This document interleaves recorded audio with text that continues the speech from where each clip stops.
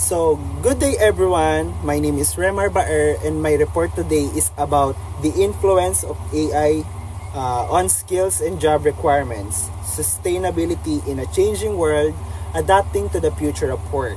So, dito, pag-uusapan natin kung paano tayo magiging sustainable in this rapidly changing world.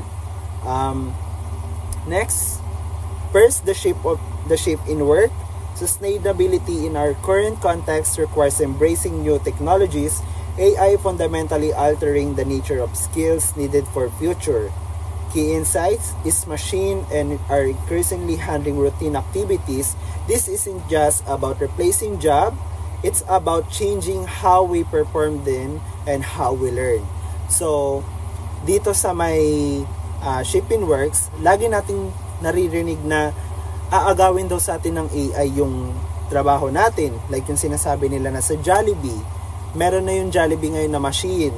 So yung machine na yun is napapalitan daw yung trabaho ng mga staff, which is totoo naman. Kumukonti ang mga trabahador ng Jollibee because they don't need na mag-deliver ng ganto, magtrabaho ng ganto, magdala sa mga ganto, naglilinis ng ganto.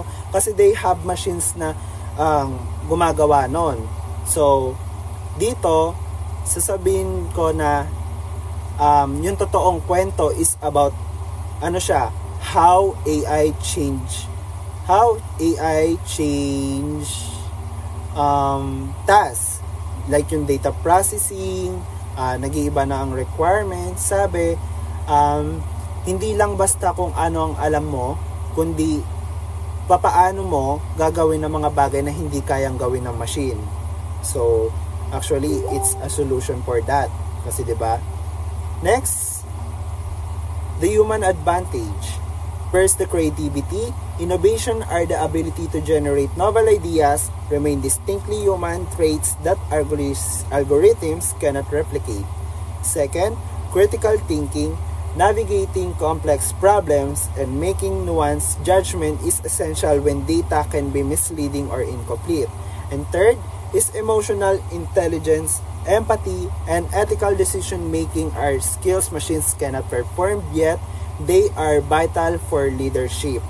So, dito, papasok yung tinatawag nating human advantage.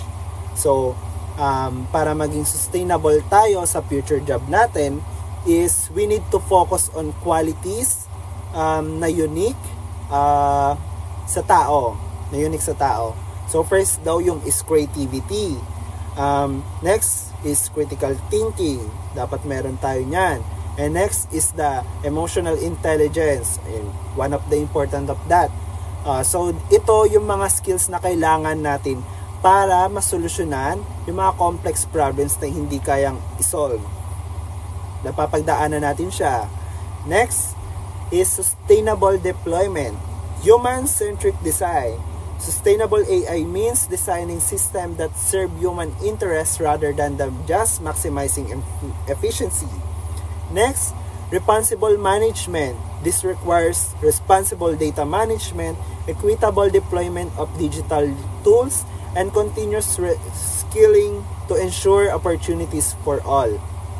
So dito, ang sustainability hindi lang daw about sa environment. It is also about how we use technology.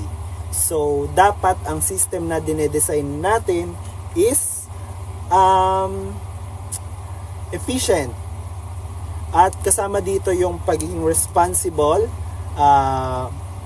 para ma-ensure natin kung accessible ba yung mga digital use sa lahat.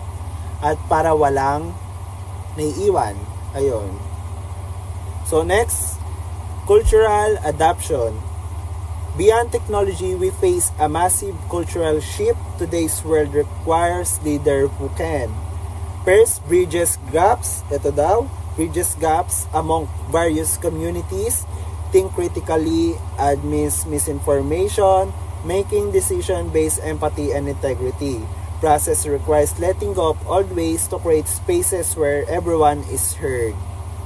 So, cultural adoption. Beyond tech, may malaking cultural shift din tayong mga hinaharap. Like yung ayun nga, yung mga sinabi dito sa naka-bullet form. We need leaders na kayang ugnayin sa iba't ibang communities at mag-isip ng critical sa mga misinformation. We need just be willing to let go of old ways at maging open sa mga new perspective para maging aware ang bawat isa. So next, core values for students. First is yung digital citizenship, engaging positively and responsibly in the digital world. Next, equity, ensuring fairness and inclusivity in how technology is used and accessed. Next is resilience. Adaptability and cultural awareness are non-negotiable in these complex times. So, sabi,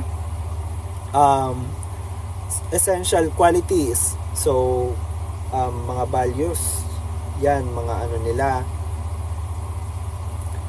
Dito, bilang estudyante, mahalaga yung tatlong values na to. Yes, mahalaga yung tatlong values na to. First, the digital citizenship, equity, and resilience.